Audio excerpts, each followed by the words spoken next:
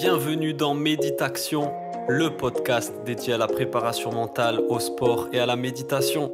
On se retrouve chaque semaine entre passionnés pour aborder le thème de la préparation mentale et découvrir ensemble comment optimiser la performance sportive en conservant le plaisir de la pratique et en favorisant le bien-être et l'épanouissement.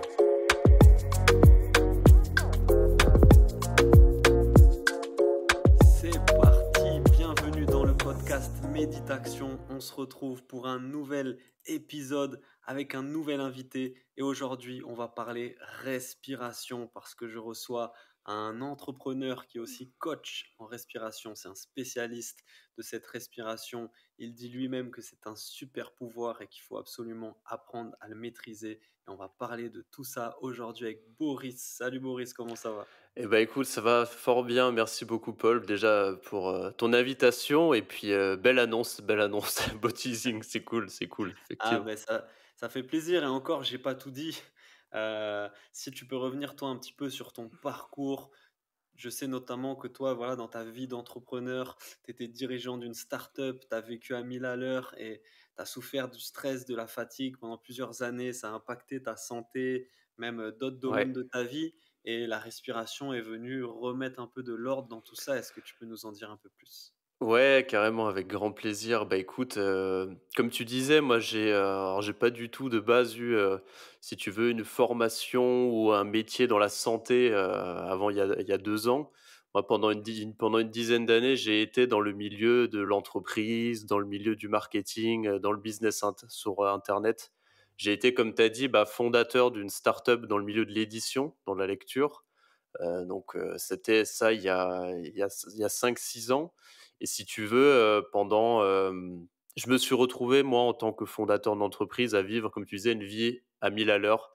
C'est-à-dire être confronté constamment aux montagnes russes émotionnelles, parce qu'en fait, quand tu es dirigeant d'entreprise et notamment dans les startups, tu as un rythme de vie qui est, en tout cas comme moi je le pratiquais à l'époque avec mes associés, qui est pas du tout, dans la philosophie de l'harmonie du corps, de l'esprit, de quelque chose qu'on peut avoir d'équilibré. Donc j'étais vraiment, en fait, si tu veux, je me suis retrouvé pendant quelques années à creuser un lit de fatigue, un lit de stress pour arriver dans ce qu'on appelle, bah, tu disais, dans ce qu'on appelle le stress chronique. Et au Mhm. final, le stress chronique, ça touche, je pense, beaucoup de gens aujourd'hui, tu vois? Parce qu'on est tous concernés par du stress. Alors, c'est peut-être bien aussi de définir ce que c'est le stress, parce que c'est un mot un peu galvaudé qui veut tout et rien dire, mais en tout cas, on est sollicité constamment par des stressors extérieurs. J'aime bien cette notion pour dire Mhm. que notre environnement, de façon chronique, nous agresse. Donc ça peut être par, la pression qu'on peut avoir au travail, par la pression qu'on peut se mettre soi-même, par la pollution, par le manque d'activité sportive, par Ça une peut être des mauvaise facteurs respiration. sociaux, des facteurs environnementaux, Exactement. biologiques aussi, ouais. Voilà, l'environnement, la sphère émotionnelle, la sphère physique. Tu mélanges tout ça et grosso modo, ça te met, voilà, une dose de stress qui devient chronique et en fait, on arrive à un moment où la chronicité du stress va rendre ton organisme, on va dire, en sous-régime. Et c'est un peu le stress chronique, c'est un peu l'étape d'avant du burn-out. Au final, ton Mhm. organisme, il a accumulé tellement de stress qu'au final, un matin, il te dit: «Bon, bah, tu m'as pas écouté, tu t'écoutais pas les signaux d'appel, là, je te mets, KO et bah, non, tu as Direct. pas le choix de te reposer» et derrière, bah, ça met des mois à en revenir. Moi, j'ai eu la chance, de pas tomber dans ce qu'on appelle un burn-out. Je pense que je l'ai Mhm. frôlé plus d'une fois Mhm. parce que j'ai toujours été quelqu'un d'assez à l'écoute de moi, de mes sensations, de mon corps. Et puis dans ces années-là, c'est aussi dans ces années-là, en fait, pour t'expliquer que moi, j'ai commencé à re-explorer mon corps parce que pendant des années, j'ai été toujours très cérébral, très Mhm. orienté travail, très cérébral. Et en fait, j'avais perdu toute cette dimension un peu de la physicalité, la connexion au corps, le sport, la nature. Et c'est dans cette période-là, en fait, où en me déconnectant de tout ça, en fait, j'étais appelé par ce besoin de me reconnecter à ma santé, à mieux manger, à respirer, à avoir des meilleures connexions sociales, se reconnecter à la nature. Et en fait, pour t'expliquer un petit peu la respiration, comment elle est arrivée dans tout mon cheminement, dans un moment où j'étais un peu en crise aiguë de stress, je suis tombé, sur, Wim Hof, que beaucoup de gens connaissent sûrement ici. Pour ceux Mmh. qui ne connaissent pas, c'est, une des personnes qui a le plus, je pense, en tout cas évangélisé la respiration ces dernières années. Parce que en fait, il a développé une méthode qui s'appelle la méthode Wim Hof, qui lui ont permis notamment de battre une vingtaine de records du monde, comme rester sous l'eau glacée pendant X minutes, courir un marathon dans le désert sans une goutte d'eau, monter l'Himalaya, pardon, en caleçon. Donc énormément de choses un peu extravagantes, qui lui ont permis d'avoir des résultats extraordinaires. Et en fait, ces piliers sont la respiration, l'exposition au froid, le mental. Et moi, je Mmh. suis tombé dans un moment de ma vie sur une de ces vidéos où il parlait de cette méthode-là. Je me suis directement acheté sa formation en ligne. Je suis parti, j'ai pratiqué pendant, du coup, toute la formation. Plus derrière, moi, j'ai continué à pratiquer. Et en fait, je me suis rendu compte que c'était incroyable ce qu'on pouvait atteindre comme état de bien-être et de calme avec la respiration, en l'occurrence la respiration Wim Hof. Et derrière, j'ai pratiqué pendant, tu vois, 2 ans, 2-3 ans en autodidacte, ce type de respiration, plus un petit peu ce qu'on entend, la cohérence cardiaque, la respiration carrée. On en Mmh. parlera plus tard. Donc Mmh. différentes techniques que je trouvais en autodidacte sur le net. Et puis en fait, suite à ça, j'ai décidé: «OK, bah, là, j'ai vraiment envie d'aller au bout des choses et comprendre tout ce que je fais d'un point de vue physiologique». Parce que je comprenais pas vraiment ce que je faisais et j'avais cette soif de compréhension. Et du coup, je me suis formé dans une école de respiration, à la Breathing Academy, qui forme, des thérapeutes en respiration. Donc, l'école de Stéphane Jansoun, que je recommande vivement. Et puis suite à ça, là, ça fait maintenant 2 ans que j'accompagne tout type de personnes à retrouver la connexion au souffle. Ça peut être aussi bien, tu vois, je bosse beaucoup avec des entrepreneurs pour des problématiques de stress, santé, performance cognitive, souvent performance Mmh. sportive, parce que les entrepreneurs sont des gens qui aiment bien se Mmh. challenger, performer. Je bosse Ouais, aussi, souvent avec des athlètes. Moi, je fais pas mal de CrossFit, donc j'ai accompagné quelques athlètes en CrossFit. Et cool. puis après, ça peut être aussi, monsieur tout le monde, hein, qui a envie de mieux réguler son stress, ses émotions, mieux dormir, être en meilleure santé. Et puis en parallèle de ça, écoute, moi je m'intéresse à beaucoup de domaines de la santé aussi, hein. Je fais une formation de naturopathe dans l'école de Pierre Dufraisse. Mmh. Donc je fais pas Petit mal salut, cher Pierre, ouais. ouais, petit salut au Pierre. Donc j'essaie de faire pas mal de connexions aussi, tu vois, avec la respiration et d'autres parties comme la digestion, le mouvement, parce qu'en fait, ça connecte un peu tout. C'est ça qui est Ouais, ouais. fantastique. Ouais, la respiration, pour moi, elle est vraiment aussi, au carrefour du biologique et du psychologique, du corps et du Mmh, mental, tu vois? Elle fait souvent le tout à lien fait, ouais. même entre ces 2 là, donc c'est génial. On va pouvoir développer là-dessus à fond, mais je voudrais qu'on parte de ce constat de départ qui revient souvent quand on s'intéresse à la respiration, c'est qu'aujourd'hui, l'homme moderne respire mal. Est-ce que tu peux nous dire qu'est-ce que c'est qu'une mauvaise respiration et quels sont les effets néfastes d'une mauvaise respiration? Ouais, c'est une très bonne question. Déjà la première chose, j'aime bien quand même mettre des chiffres par rapport à tout ça parce que c'est toujours intéressant. En Mmh. gros, aujourd'hui, tout le monde a à peu près je dirais que tout le monde a un problème avec sa respiration. Il y a une étude qui a été faite au Japon il y a 3 ans sur 2000 athlètes qui montrait qu'en fait, il y avait 90 des athlètes qui ne savaient pas respirer correctement avec le diaphragme.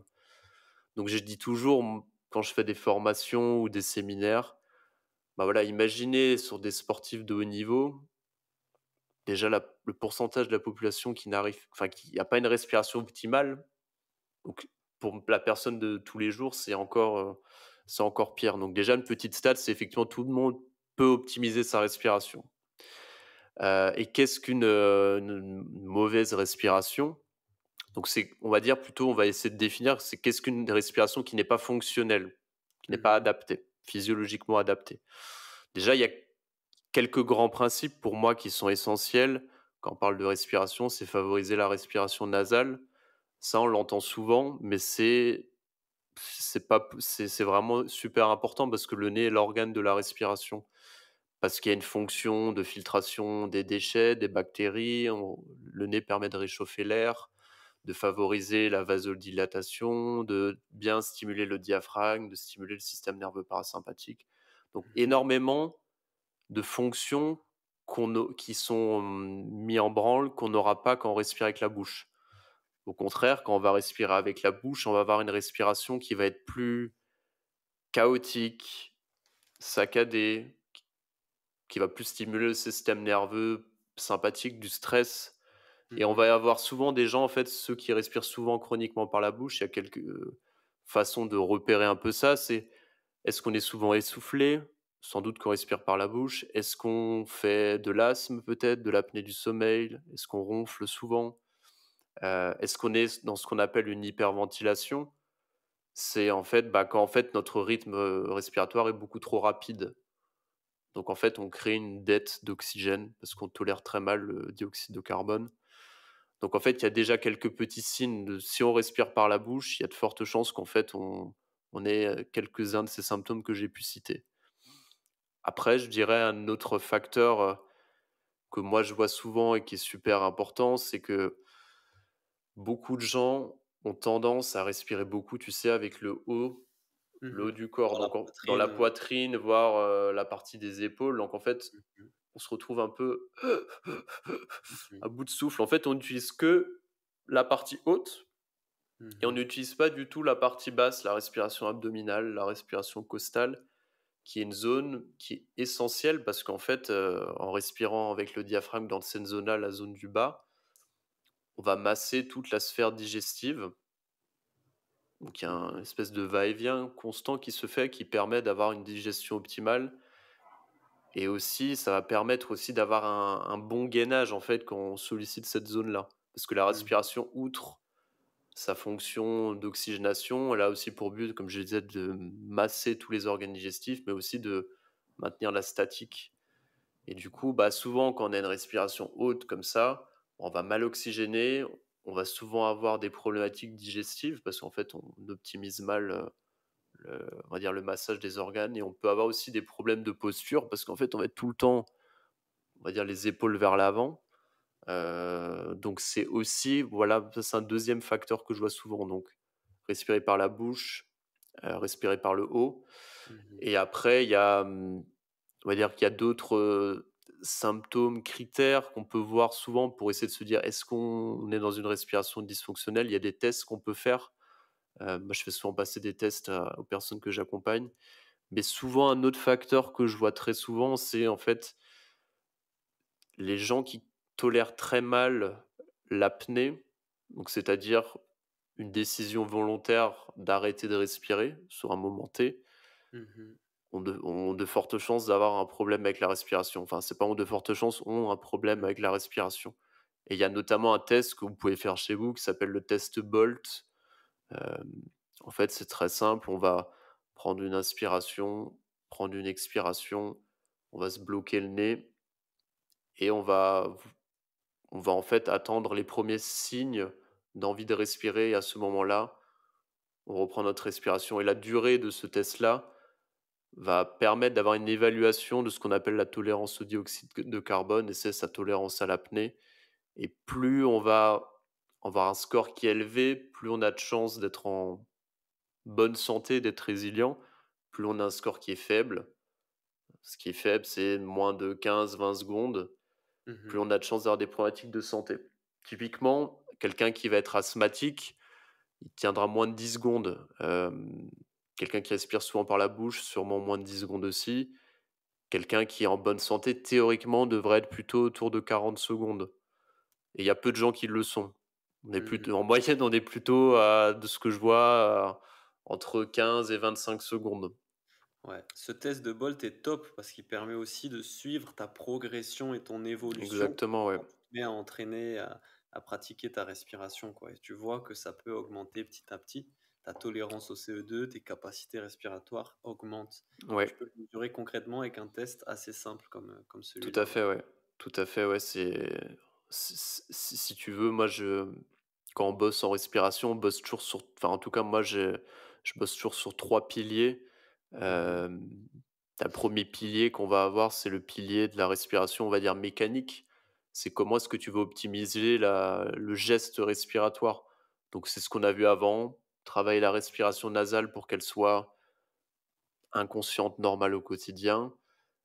Travailler, la respiration abdominale, la respiration costale, la bonne utilisation du diaphragme au quotidien. En fait, on travaille la connexion cerveau-muscle qui peut être perdue Mmh. au cours Mmh. de la vie. Donc ça, c'est le 1er pilier. Le deuxième pilier qu'on va travailler, c'est l'angle biochimique. Donc c'est ce dont quoi on parlait, c'est augmenter sa tolérance au dioxyde de carbone. Et ça, c'est avec des exercices d'apnée. Et le troisième pilier sur lequel moi je travaille, c'est l'aspect psycho-émotionnel. C'est comment en fait tu peux utiliser la régulation pour réguler tes états émotionnels. Donc soit plutôt te détendre, soit plutôt t'activer quand tu as besoin d'avoir de l'énergie, quoi. Donc ça, c'est les 3 piliers sur lesquels moi je bosse toujours quand Ouais. j'accompagne quelqu'un ou un groupe. Donc la première chose, c'est être très lucide sur le fait qu'on peut avoir une respiration qui n'est pas fonctionnelle, Mmh. OK? Ce qui est dur, je trouve aussi, et que je remarque chez certains, parfois, c'est d'accepter ça. Mais non, mais attends, d'où tu me dis que je sais pas respirer? Il y a rien de plus simple que de respirer, tu vois? Parfois, c'est dur Mmh. à accepter, les gens n'ont pas forcément conscience de ça et se disent: «Attends, mais je sais pas, j'ai 20 ans, 30 ans, tu es en train de me dire que pendant 20 ans, 30 ans, j'ai mal Ouais. respiré?» C'est dur à accepter. Tu raison et moi j'ai souvent des gens qui me disent, en fait, qu'ils comprennent pas mon métier parce que comme tu disais, c'est un processus qui est automatique et inconscient. Mmh. On n'y pense même pas. Souvent, si on ne s'intéresse pas à la respiration, on n'y pense même pas, on s'y attarde même pas et ce qui est inconscient n'est pas forcément, en fait, optimal ou juste. C'est ça ce que j'essaie de Mmh. dire, aux gens et souvent, je dirais que une des choses les plus importantes pour déjà travailler sa respiration et l'améliorer au quotidien, et je bassine tous mes élèves dans mon bootcamp respiration avec ça, c'est prêter une attention à son souffle durant la journée. Ça permet déjà de vous reconnecter au souffle et d'optimiser votre souffle. Et c'est Mmh. essentiel et ça peut paraître un peu bateau et banal, mais c'est vraiment ça qui fait la différence et qui permet de progresser à long terme. Ouais. Donc, prendre conscience qu'on a une respiration qui n'est pas forcément fonctionnelle, efficace, accepter ça. Et ensuite, est-ce que tu peux nous dire, du coup, selon toi, qu'est-ce que c'est une respiration fonctionnelle, vraiment, au niveau mécanique, quoi? Ouais. Bah, écoute, c'est une bonne question. Bah, ça va être un peu, j'ai déjà donné quelques éléments par rapport à la réponse d'avant, mais ça va être une respiration nasale qui Mhm, soit le plus souvent nasale possible dans la journée et la nuit. Hem, Durant l'effort sportif, dans des efforts, on va dire, de moyenne basse intensité aussi. Heu, sur de la très haute intensité, des fois, c'est pas possible. Donc essayer au maximum quand on monte dans les tours de maintenir une inspiration nasale et avoir une expiration buccale, par exemple, quand on a trop de dioxyde de carbone. Ça mhm, permet de stabiliser le système nerveux dans une zone qui est plutôt, on va dire, parasympathique et d'avoir une meilleure assimilation de l'oxygène durant l'effort. Donc ça, c'est la première chose. Après, travailler, 2e chose, la respiration diaphragmatique et bien solliciter la zone abdominale. Donc on va chercher ouais, une respiration qui va être complète. Donc pour ça, ça peut être, voilà, d'être capable de bien solliciter toute cette zone, se reconnecter au diaphragme, se reconnecter à la zone abdominale. Donc ça demande un travail, on va dire, neuromusculaire. Donc ça, c'est super important. Hem, Après, comme je disais, on en a parlé, travail de tolérance au dioxyde de carbone en pratiquant, pardon, des exercices spécifiques d'apnée. Il y a pas mal de méthodes qui existent, hein. Il y a la méthode, de la respiration carrée qu'on peut utiliser. On peut prendre une respiration carrée, on va respirer sur, un carré, 4 secondes inspire, 4 secondes apnée, poumon plein, 4 secondes expire, 4 secondes, apnée poumon vide et on peut augmenter la taille du carré, par mhm, exemple. mhm, Moi j'aime bien utiliser aussi, je suis certifié sur la méthode Buteyko, qui est mhm. une méthode où en fait là, on c'est spécifique sur la tolérance au CO2 et en Oui. fait, on va surfer avec la sensation d'envie de respirer, en Mhm, faisant des très petites respirations et En un mois, on peut passer d'un bolt à 20 secondes à 40 secondes, voire plus, 45 secondes. Donc Ça, c'est c'est génial ce que tu dis. Je sais pas si du coup ça tu me dis si c'est une respiration fonctionnelle. Moi, c'est quelque chose que j'ai intégré et que je trouve génial en termes de bien-être et même en termes de performance. C'est justement d'essayer de respirer le plus doucement. En fait, respirer peut-être le moins possible, avec un filet mmh, d'air très fin, exactement. tu vois? Ouais, c'est un peu c'est clairement la philosophie et l'approche de la méthode Buteyko. C'est en fait d'avoir vraiment un tout petit filet d'air Mmh. qui soit, très fluide et avoir plutôt une petite inspire et une expiration qui va être un peu plus longue avec des temps de pause entre ton inspire et ton expire. Donc OK. effectivement, c'est une respiration qui est dans le sens de, on va dire, de la physiologie. Donc il y a ça, donc travailler la tolérance au CO2 et et puis pour qu'est-ce qu'on peut faire aussi? Bah, c'est réguler, comme on disait, son système nerveux et souvent ça va être plutôt régulé dans le sens, voilà, utiliser des respirations de détente, le soir avant de dormir, quand on est stressé, après un entraînement, Mmh. hem et puis travailler cette présence au souffle au quotidien, quoi. Ouais. C'est ça qui est fascinant avec la respiration, c'est que tu peux à la fois t'en servir comme un outil de relaxation, comme d'un outil d'activation. Ouais. Ce qui est hyper intéressant pour tous les sportifs qui nous écoutent, parce que il y a des moments, tu as besoin de t'activer avant un effort, avant une compétition, un combat peut-être. Ça peut être intéressant de pratiquer des exercices de respiration qui vont t'activer, activer ton système nerveux, etc. Ouais, T'activer physiquement, mais aussi mentalement. Et en effet, il y a des moments, peut-être après un entraînement, surtout quand tu t'entraînes tard et tout ça, tu peux utiliser des techniques de respiration qui vont t'aider à te relaxer, à détendre ton corps, ton esprit, ton système nerveux. tout à fait, ouais. Qu'est-ce que tu peux recommander, toi, en termes, déjà, on va commencer par là, d'activation? Mmh, ouais, bah, je te dirais toujours ça dépend parce que, tu sais, on parle beaucoup de techniques, de méthodes. Mmh. Moi, je te dirais que j'ai une approche qui est de se dire qu'on essaie d'individualiser en fonction de la personne. Enfin, c'est pas on essaye, c'est important, OK. et toute personne part d'un point de départ qui va être différent. D'un point de vé départ, d'un point de vue santé, d'un point de départ qui est en fonction des objectifs et d'un point de départ de ce qu'on pourrait appeler sa santé respiratoire ou sa résilience respiratoire. Donc en fonction de ça, ça va dépendre et toujours se dire que c'est important d'avoir un équilibre entre des exercices d'activation, donc on va plutôt être sur quelque chose de dynamisant et des exercices Mmh. respiratoires de relaxation où on est plutôt sur de la détente. Mmh. Je te dis ça, c'est un petit aparté parce que moi j'ai tu sais, je te disais, j'ai beaucoup pratiqué la respiration Wim Hof, Ouais. notamment quand j'étais dans une période de stress chronique où j'avais beaucoup de fatigue Mmh. et beaucoup de stress, et la respiration Wim Hof, il y a un moment où ça a été de trop parce que je la pratiquais tous les jours pour le matin, pour m'activer, pour être dans une bonne énergie et tu vois, c'était devenu quelque chose d'addictif comme un peu un café que tu vas prendre le matin, quoi. C'est intense, hein, la respiration Wim Hof, pour l'avoir Ouais. pratiquée pendant un moment aussi, on n'est pas sur de la relaxation, hein, On n'est pas sur de la relaxation, on est sur quelque chose de très dynamisant ouais. et du coup, pratiquer trop intensément des respirations Mmh. activantes peuvent Mmh. avoir un effet néfaste. Ça, on en revient un peu au concept d'Hormèse, hein, du cher Pierre. C'est que, quand c'est trop intense, c'est pas juste par rapport à la physiologie, ça peut avoir un effet négatif. Donc ça, c'était petit aparté, parce qu'on veut souvent dans notre monde, tu vois, on et je le vois beaucoup chez les entrepreneurs, chez les athlètes, Mmh. souvent ce qu'on veut, ça va être des exercices pour s'activer et la relaxation, c'est souvent mis au second plan parce qu'on se dit, «Ah non, j'en ai pas besoin, à quoi ça sert de dormir, 8 heures, à quoi ça sert de faire des exercices de relaxation? Moi, j'ai plutôt besoin d'avoir de l'énergie», et souvent on prend le problème un peu à l'envers. Mmh. Donc mais bon, c'est toujours intéressant d'avoir aussi ces exercices-là.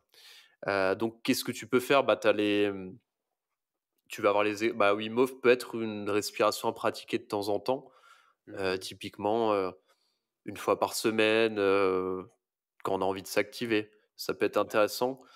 Moi, j'aime bien les exercices de pranayama, du yoga. Mhm. Il y a notamment une respiration que j'aime beaucoup qui s'appelle Kapalabhati.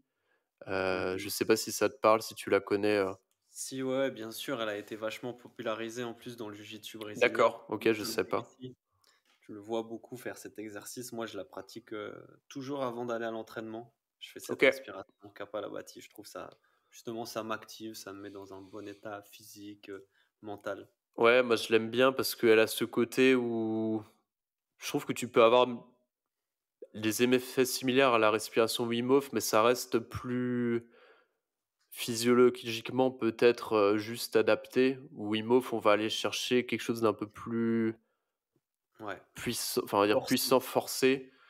Mhm. Heu, donc Kapalabhati, j'aime bien pour ça et puis tu vas bien aussi solliciter toute, la détente, du diaphragme qui peut être une zone qui va très vite se crisper avec les émotions, avec les tensions et le fait d'avoir une expiration qui va être active, c'est super intéressant. Donc je te dirais ces 2 exos peuvent être intéressants, mais globalement si tu as envie de t'activer avec la respiration, il faut juste te dire que c'est l'inspiration qui active le système nerveux sympathique. Ouais. Donc tous les exercices que tu peux faire où tu vas avoir une inspiration qui va être beaucoup plus intense, rapide, ça va Mhm. t'activer. Et à Ouais. l'inverse, tous les exos où tu vas plutôt avoir un travail sur l'expiration, c'est-à-dire qu'elle va être plus longue, plus intense, tu vas plutôt activer le système nerveux de détente, système Mhm. nerveux parasympathique. Donc Ouais. tu peux jouer avec C'est ça. preuve de bon sens en fait. Ce C'est qui va ça, être un peu intense, dynamique va t'activer. Ce qui va être plus lent, ben, forcément va te détendre. c'est ça, ouais, c'est ça. Ok. Ok. Sur le pranayama, je voulais qu'on aborde ce sujet aussi, parce que moi, c'est à travers ça vraiment que j'ai découvert et exploré le plus la respiration. OK. Et je me suis rendu compte, je suis curieux d'avoir ton avis là-dessus, j'ai l'impression que tout ce qu'on voit en termes d'exercice de respiration aujourd'hui, Wim Hof, Buteyko, respiration carrée, cohérence cardiaque, en fait, et c'est inspiré du pranayama.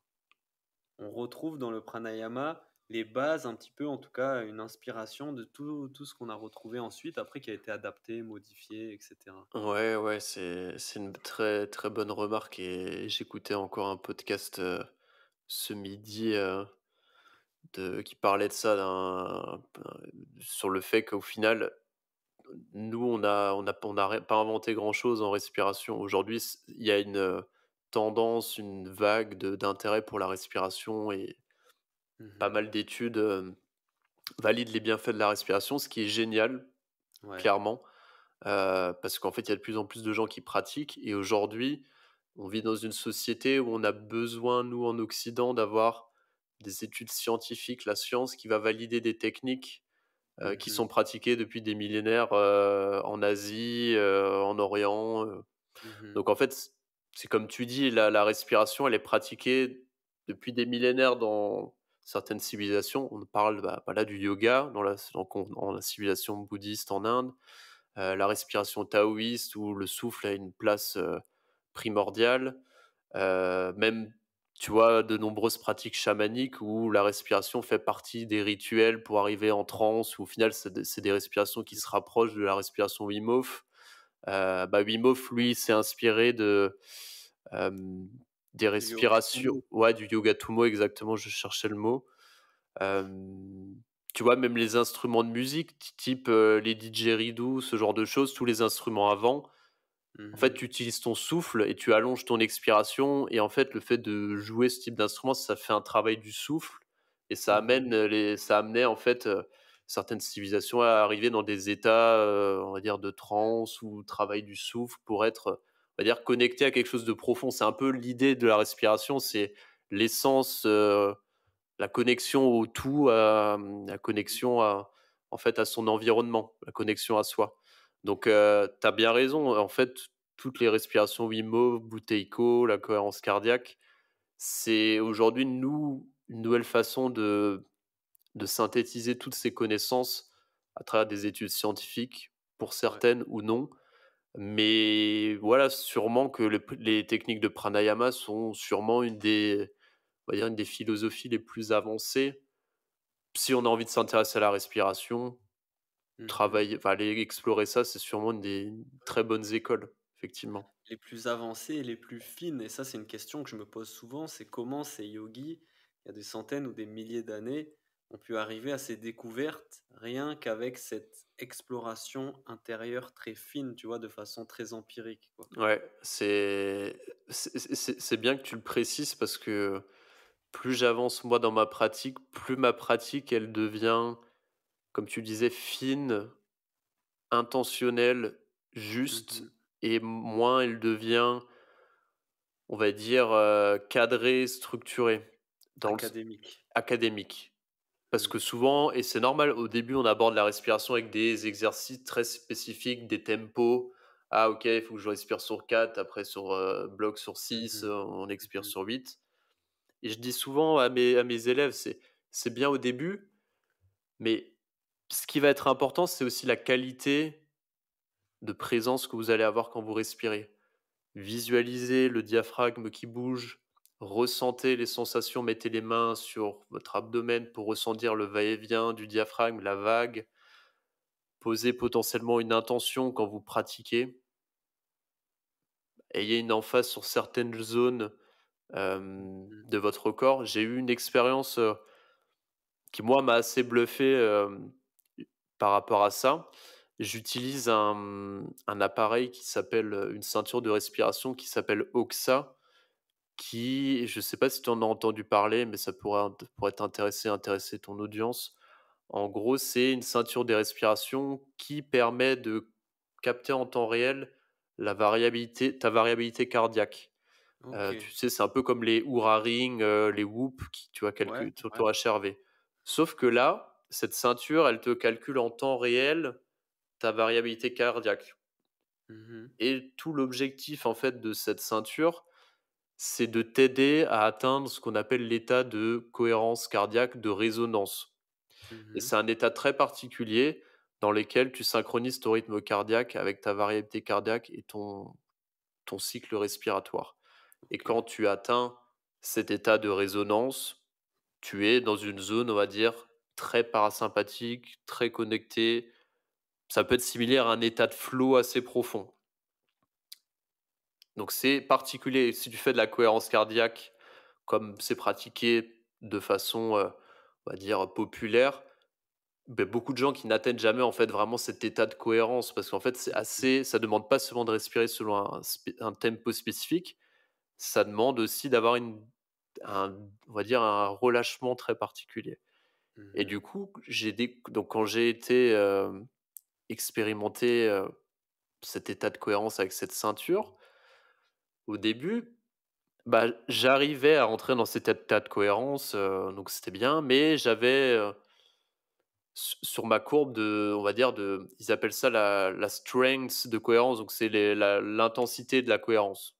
Mmh. On a un certain pourcentage et je restais toujours à 40. Je me disais: «Ah putain, j'arrive pas à arriver à 100» et ça me frustrait beaucoup Mmh. et en fait, j'ai eu un déclic à travers un ostéopathe qui est spécialisé dans le nerf vague, qui m'a donné quelques conseils, qui est expert de la cohérence cardiaque et avant, je pratiquais avec beaucoup de façon mécanique quand je pratiquais ces exercices de cohérence où je Mmh. me focalisais beaucoup sur la zone du ventre pour avoir une respiration complète, un geste optimal, fluide. Et il m'a dit: «Essaye de pratiquer, tu mets une emphase sur la zone du front, qu'on Mmh. va avoir souvent ce qu'on appelle le troisième œil en yoga. Peu Mmh. importe si on est, ouvert avec ce côté un peu spirituel, on s'en fout, mais avoir une emphase vraiment entre les 2 yeux et se Ouais, ouais. concentrer sur cette zone-là. Mmh. Et à partir du moment où j'ai pratiqué la respiration de cette façon-là, je suis passé à 100 à quasiment à toutes mes sessions de respiration de cohérence. Alors c'est une OK. petite anecdote parce qu'elle est intéressante, parce que, j'aime bien quand même avoir des outils scientifiques pour valider des pratiques et là, Mmh. en tout cas, le fait de juste changer mon attention, la mettre à un autre endroit, ça a totalement bouleversé, en fait, mon état de flow pendant que je respirais et l'atteinte de mon état de cohérence et c'est des choses Ouais. qui sont très subtiles, hein. Hem, Ça a du sens parce que dans le pranayama, donc on te dit que l'objectif principal est de faire circuler, d'assimiler des énergies vitales qui sont le prana, mais aussi beaucoup de développer ton attention et ta concentration. C'est des Exactement. vrais exercices de concentration qui demandent une attention à l'instant, à ce que je fais, une concentration très très forte, quoi. Et qui te permettent de développer ces capacités-là attentionnelles aussi. C'est ça qui est C'est fort ça. avec la respiration. Ouais, tout à fait, tout à fait. Maintenant, si on parle vraiment sport et respiration, et quand je dis sport, je dis vraiment dans le feu de l'action. Si on prend l'exemple du jiu-jitsu brésilien, qui est le sport que je pratique, et beaucoup de gens qui nous écoutent, je pense, pratiquent le JJB. C'est un effort qui est intense, qui est explosif, qui est dur, qui est dans le combat, dans la force. Quel est l'élément central ici à travailler et à être vigilant au niveau de sa respiration? Mmh.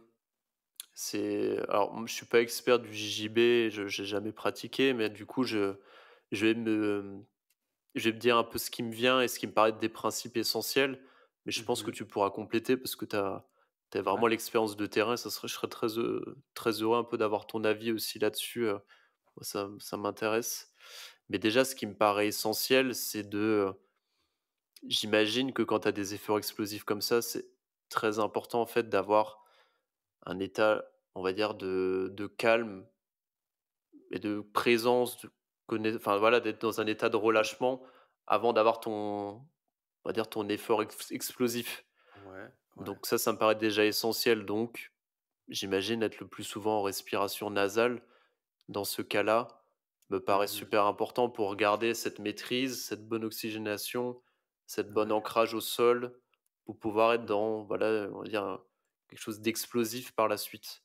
Donc ça me Ça pa m'a beaucoup aidé, c'est clair, avoir adopté une respiration nasale le plus possible et même tout le temps, parce que ça te permet de gérer ton effort, de garder une bonne oxygénation, mais aussi, comme on vient de dire, ça te permet de maintenir ta concentration et ton attention mmh, dans l'instant. ouais, ça me paraît essentiel, et en fait, c'est même essentiel, j'ouvre un peu sur tous les autres sports. Sur tous les autres sports, la plupart du temps, c'est si on pouvait essayer d'être en respiration nasale le plus possible, Mhm. c'est essentiel. Yes. Petite, remarque par rapport à ça, pour des gens qui respirent depuis des années par la bouche, c'est même sûr qu'il y aura un temps d'adaptation Mhm. et du coup, Ouais. ça demande d'y aller progressivement parce que sinon, en fait, on peut juste se dégoûter et puis arrêter de le faire. Donc pour moi, c'est essentiel de travailler quand on veut l'améliorer dans sa pratique sportive, de déjà commencer à le travailler en dehors de ses entraînements et de sa pratique sportive, en faisant des exercices spécifiques de Mhm. respiration nasale, pour qu'une fois qu'on commence à s'adapter, ça devienne naturel, ou du moins plus naturel durant l'effort sportif.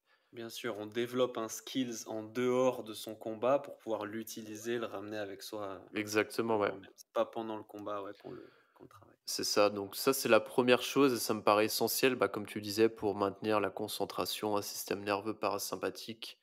Bien Mhm. utiliser le diaphragme, mais j'imagine ça aide aussi pour le gainage et être bien tanké au sol.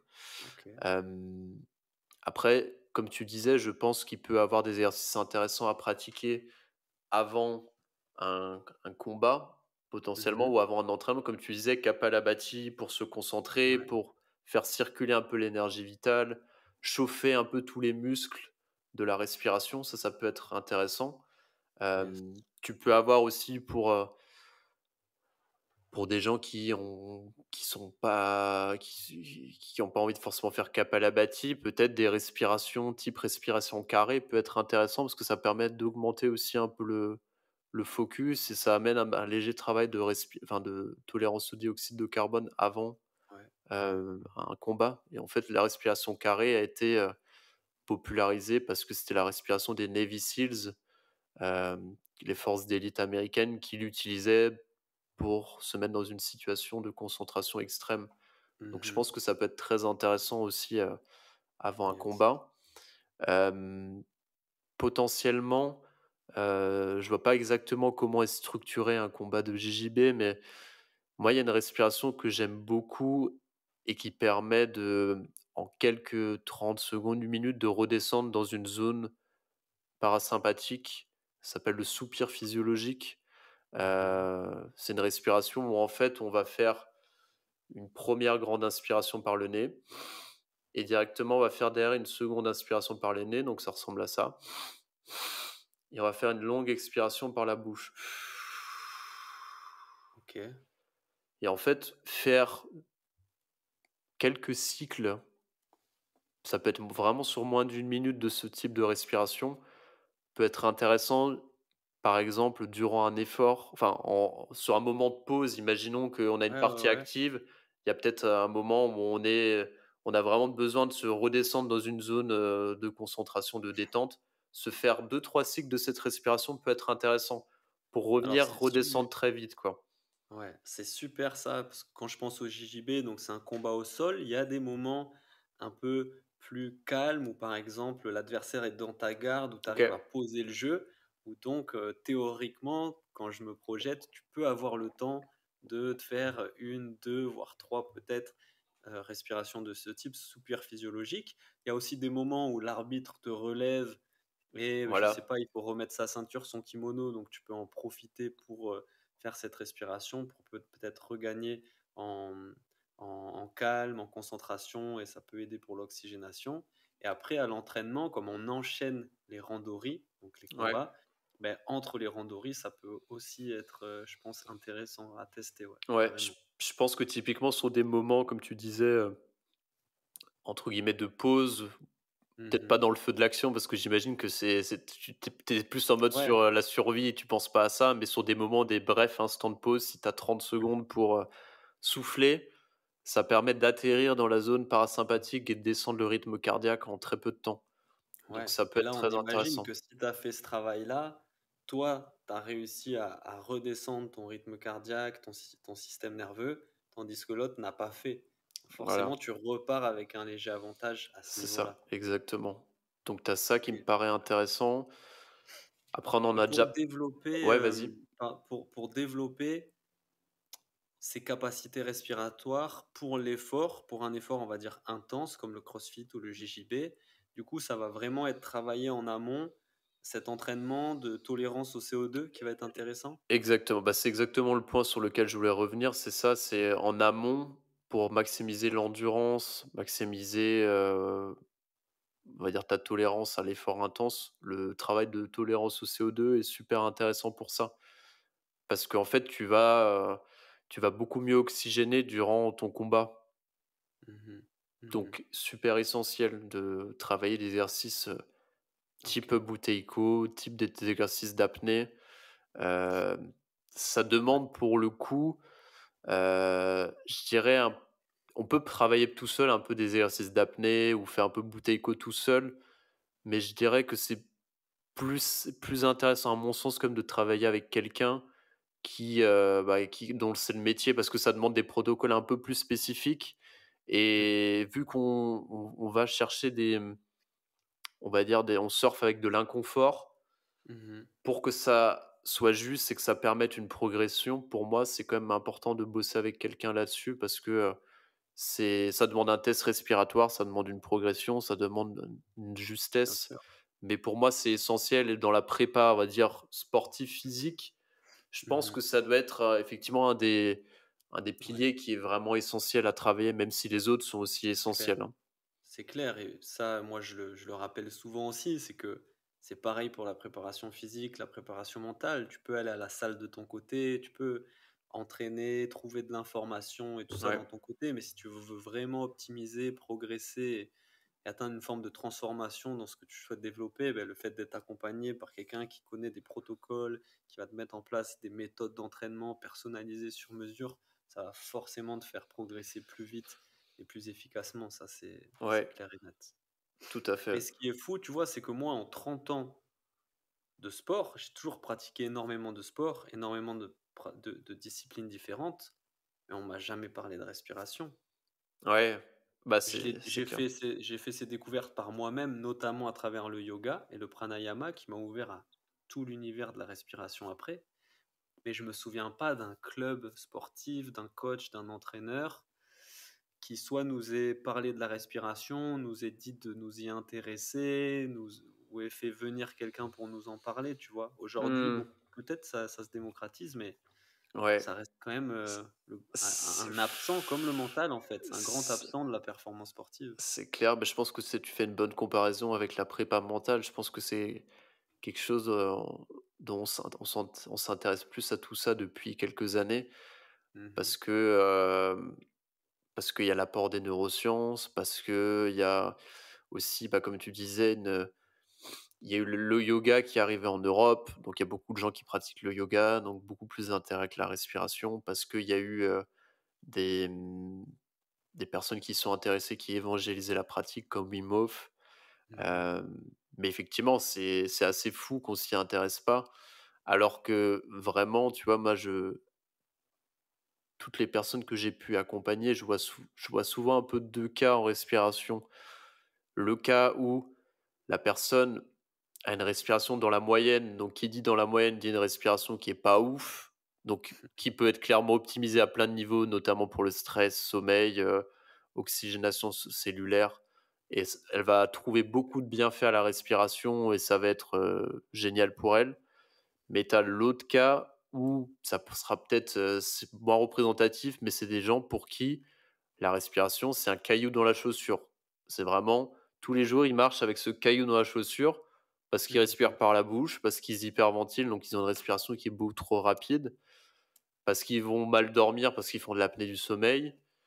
Et du coup, pour ces personnes, ça peut être le jour et la nuit. Juste leur réapprendre à respirer par le nez, ça peut être un bouleversement de vie qui peut être, fou parce qu'en réapprenant à respirer par le nez, on peut passer d'un rythme, on va dire, quelqu'un qui va respirer 18 à 20 fois par minute à 12 à 13 fois en quelques mois.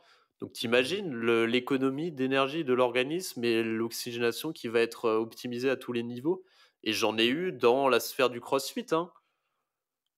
mhm. Bah ouais. Et pour qui, franchement, en 4 séances, c'était plus la même personne, en fait. Enfin, Mhm, vraiment, d'un point de vue nerveux, tu voyais que ça a été beaucoup plus calme. Elle me disait que dans ses entraînements de CrossFit, elle gagnait, presque 15-20 points de rythme cardiaque, en fait, parce qu'elle respirait, à l'envers, en fait. ouais. Donc ça, c'est des cas un peu extrêmes et tout le monde n'est pas dans cette situation. Mais c'est vraiment, il y a de quoi faire et je pense Même que si tu as jamais travaillé sur ta respiration, c'est comme si tu as jamais travaillé sur ton mental, les effets vont vite se faire ouais, ressentir. C'est ouf. ouais, Surtout que la respiration, encore une fois, elle est au carrefour du physique et du mental, du corps et de ouais, l'esprit. Et tu vas ressentir les bienfaits sur les deux, autant sur ton corps que sur ton esprit, les deux étant intimement liés, hein, de ouais, toute façon. Mais...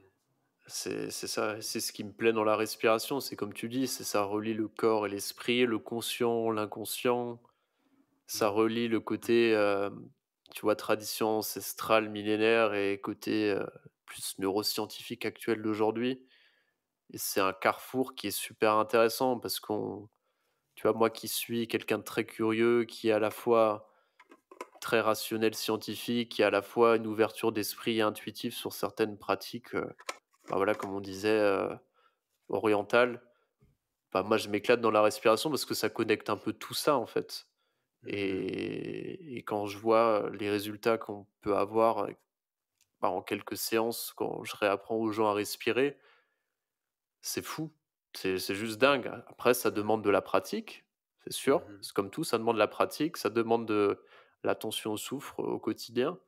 Mais dans tous les cas, tout le monde peut progresser et y trouver son compte et un intérêt. Et souvent, c'est ce que je dis, personnes que j'accompagne, c'est: «Moi, je vous apprends des principes, on verra des méthodes, des techniques», parce que, tu sais, dans le monde d'aujourd'hui, on veut souvent des Ouais. techniques, des méthodes, alors Mhm. c'est bien, Mhm.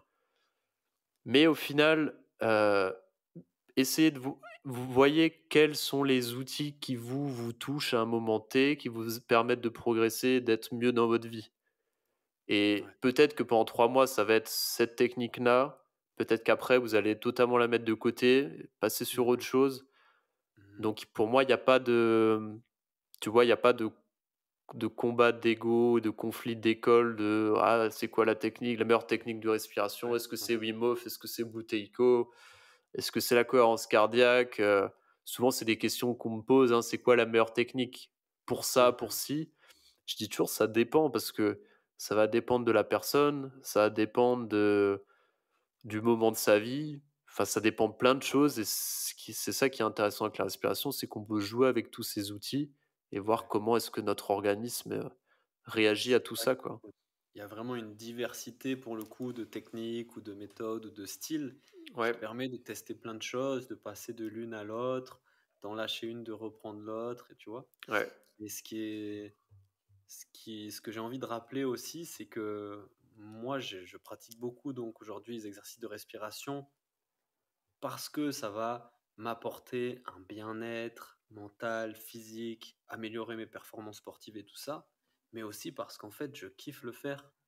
Rien ouais, que bah, ouais. le matin, je fais mes petits exercices de respiration, j'aime bien en fait, sans penser forcément que ça va m'apporter telle chose ou telle chose. C'est un plaisir de le faire, c'est quelque chose qui est plaisant à faire.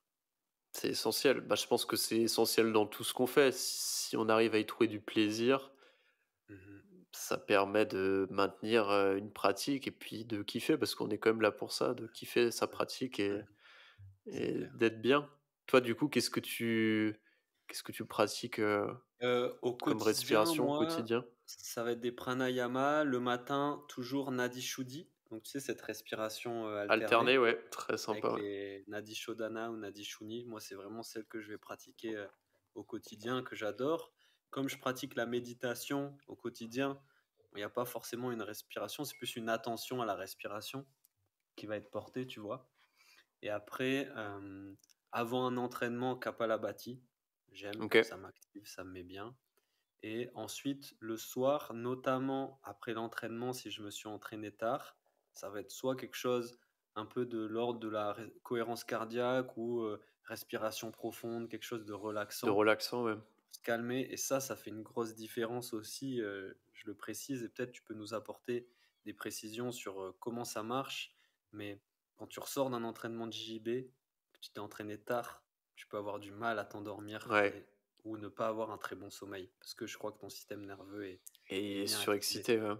Et donc, faire 5-10 minutes de respiration consciente, un peu profonde, comme ça, relaxante, moi, je trouve que ça m'aide à me relaxer et à soit m'endormir plus vite, soit mieux dormir après. Ouais, ouais, c'est sûr que c'est essentiel, parce que, bah, quand tu sors d'un entraînement très intense comme ça le soir, bah, comme tu disais, ton système nerveux, il est clairement dans le sympathique, donc dans l'activation, dans le Mhm, «stress» entre guillemets, et dans l'excitation.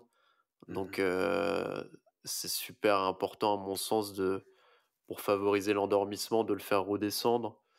Et tu peux avoir des outils comme la respiration où tu vas allonger ton expiration. Tu peux faire comme tu fais, hein, de la cohérence cardiaque, des soupirs physiologiques, ça peut très bien marcher aussi. ouais, Tous les outils, toutes les techniques en fait où tu vas allonger ton expiration, ça va stimuler le système nerveux sympathique et donc la détente.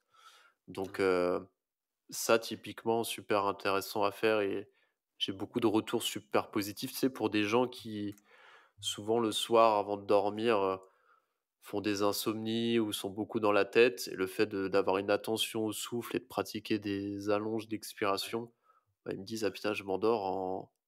m'endors en moins de 2 minutes, quoi». Ouais, Donc même c'est dans le lit, génial. c'est vrai que moi, quand je suis dans le lit, je vais me coucher, bah, je vais porter une attention à ma respiration au moment de m'endormir. Ça aussi. Ouais, Mais sur ça aussi, je voulais te poser la question en termes de récupération, parce qu'il y a ça aussi. Il me semble, ça je l'avais entendu dans le podcast de Huberman avec Gaplin, un préparateur ouais, physique assez connu, qui disait que rien qu'après une séance de sport, faire de la respiration consciente pendant 3 ou 5 minutes pouvait augmenter drastiquement notre récupération suite à l'effort. Et mmh. moi, quand je vais à la salle de sport, la Fitness Park, je suis le seul fou qui, à la fin de sa séance, se pose, s'assoit, ferme les yeux et respire pendant 3 à Ouais, 5 bah, minutes. ouais, ouais, c'est clair, c'est clair. Bah, c'est la même explication que qu'on disait avant, c'est pour Ok, la récup, en fait. Et moi, je m'intéresse beaucoup à ce sujet, du système nerveux, parce qu'en fait, c'est essentiel. Pour simplifier, c'est que, bah, voilà, on a 2 branches, la branche sympathique qui est l'activation, le stress. L'accélérateur. L'accélérateur, c'est typiquement, en fait, une réaction de survie essentielle pour l'espèce quand, il y a des millions d'années, il y avait un tigre qui nous courait après pour voir partir, courir, mettre toutes les fonctions digestives en mode off, les Mmh. pupilles qui vont être, plus dilatées, pouvoir courir, le rythme cardiaque qui s'accélère, donc toute l'énergie est dédiée au mouvement, à la fuite. Mmh. Et on Mmh. a l'autre branche qui est la branche parasympathique, qui est la branche où on est détendu, on est relaxé, on digère bien, on va à une respiration qui est plus lente, plus courte, un rythme cardiaque qui est plus bas. Et du coup, bah, pour la récupération, c'est un peu ça en fait. Toutes les pratiques qui vont permettre d'être dans cette zone parasympathique de détente, comme la respiration, comme une douche chaude, comme se balader en nature, comme la méditation, comme une discussion avec ses meilleurs amis. Toutes Mmh. ces activités-là, elles vont t'ancrer dans la zone de détente parasympathique.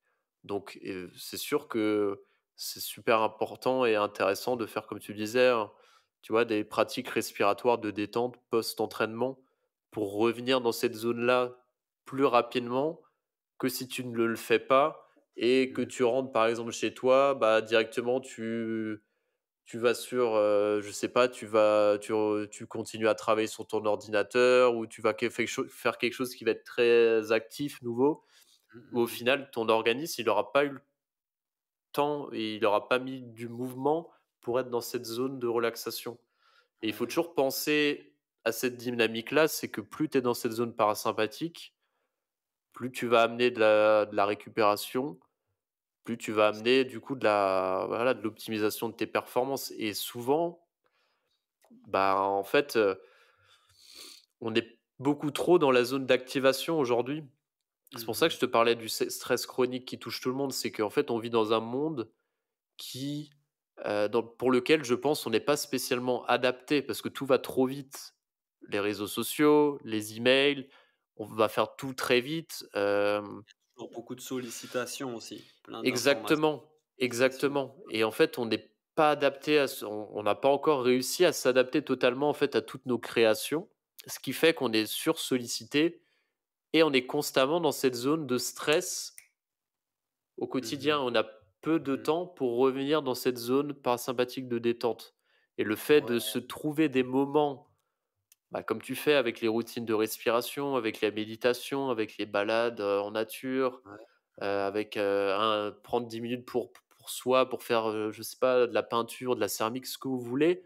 C'est des moments qui permettent de redescendre dans cette zone-là et du coup stimuler la récupération et bah, vous vous reconnectez à vos sensations, vos émotions, comment est-ce que je me sens? Et pour moi, c'est essentiel, tu vois? Et en De termes de récupération et de performance sportive, ça y est, je comprends très bien et merci de l'avoir expliqué aussi bien avec ces images-là. C'est qu'en fait, la récupération et la croissance, elle se fait dans cette phase de repos, ouais, pas dans la phase d'effort. exactement, Et quand, donc, il faut cette phase d'effort, mais il faut revenir le plus vite possible dans cette phase de repos et de récupération, parce que c'est là qu'a lieu la croissance, c'est là que tous les efforts que tu as fait, en fait, prennent exactement, forme. Donc, l'important d'y revenir et de pouvoir s'y maintenir volontairement, consciemment. Et c'est ça donc qui est beau avec la respiration et le mental, c'est de reprendre un peu le contrôle du véhicule. Quand exactement, je le décide, j'appuie sur la pédale d'accélérateur. Quand je le décide, j'appuie sur la pédale de frein. Plutôt que exactement. d'être tout le temps dans un véhicule, que tu maîtrises pas, en fait. C'est ça. En fait, je pense que c'est très bien expliqué et c'est une belle métaphore. Je pense que faut voir ça en fait, faut pas se dire qu'on doit être tout le temps dans une zone de détente parasympathique parce que c'est pas vrai. La vie est chaotique par naissance et on a besoin de jouer en fait, aller chercher des amplitudes extrêmes, d'aller extrêmement dans la détente, le repos et aller de façon extrême, dans l'activation, le bon stress, le sport intense, la stimulation intellectuelle, pardon. En fait, on a besoin de faire le yo-yo et ça me fait faire un parallèle avec, le nerf vague, peut-être que tu en as entendu parler, qui est justement un nerf qui traverse, tout le Ouais, corps et dis-moi. Ouais. qui permet en fait justement de plus ton nerf vague va être élastique, donc c'est-à-dire qu'il va Mmh. pouvoir passer de sympathique, parasympathique, sympathique, parasympathique, sympathique, parasympathique, le plus vite possible, plus tu vas être entre guillemets «résilient» face au stress et être capable de réguler les situations. Les Mmh. personnes qui, comme moi, comme je l'ai été, sont en stress chronique, elles ont beaucoup de mal de redescendre dans la zone parasympathique. Parce que toute la journée, alors je te parle de mon cas, moi j'étais beaucoup du coup sur le travail. Entre midi et 2, j'allais au CrossFit. Donc là, tu te rajoutes encore un pic de stress. Tu reviens, tu manges, après tu retravailles. Donc en fait, toute la journée, tu es dans sympathique. Mmh. Et en plus de ça, à un moment de ma vie, je faisais encore Wim Hof le matin, donc en plus, j'activais encore plus le sympathique. Donc en fait, Mmh. j'avais très peu de moments où je redescendais en parasympathique, tu vois? Et globalement, c'est on va dire le problème de notre société, c'est qu'on est plus toujours dans l'action, dans la Mmh mh. stimulation, que ce soit avec les réseaux sociaux, les emails, les activités très intenses parce qu'on a besoin de décompresser, alors on fait des activités très intenses. On va faire du crossfit pour se défouler de sa journée de travail pour le stress. On va faire des Mmh. ultra trails parce que, on a besoin de challenge, tu vois, on rajoute encore toutes ces Mmh. activités-là, c'est du stress pour l'organisme et en fait, si on n'arrive pas à avoir des moments pour redescendre, avec la respiration, avec la prépa mentale, avec, la marche, avec, des choses plus douces, peu Mmh. importe ce que vous faites, au bout d'un moment, en fait, on arrive dans une chronicité du stress et en fait, on récupère pas bien et Et on ouais.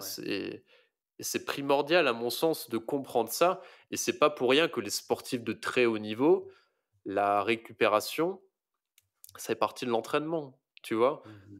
Moi, je disais souvent dans mon milieu parce que dans mon milieu de l'entrepreneuriat, bon, il y a une philosophie où c'est, grosso modo, toujours plus, quoi.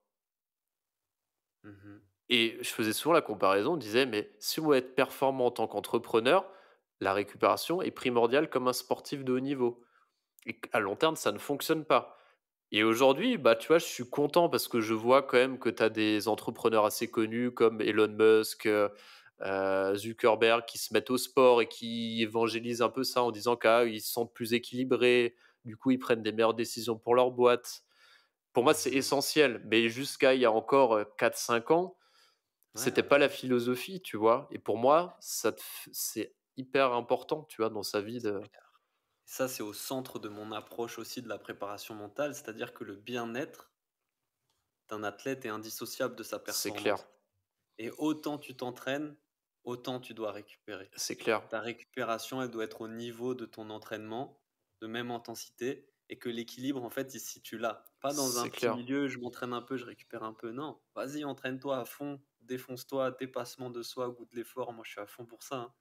Mais derrière, il faut aussi que tu aies des méthodes, il faut aussi que tu aies quelque chose pour récupérer et te reposer à C'est ce même ça. niveau-là. Ouais, c'est clair. Bah, pour moi, c'est essentiel. C'est clairement essentiel d'avoir Mm. cette approche-là. Sinon, ça pourra peut-être fonctionner si tu récupères très bien et si tu es jeune pendant quelques années, mais au bout d'un moment, tu vas te heurter à, entre Ouais. guillemets, à un mur, pour moi.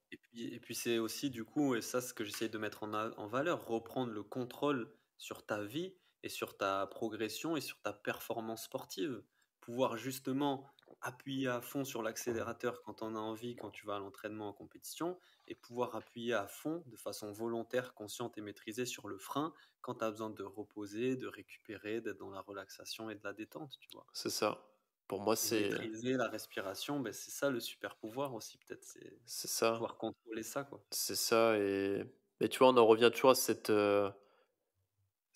quête un peu d'avoir un équilibre et qu'au final l'équilibre parfait n'existe pas entre, la suractivation et le repos.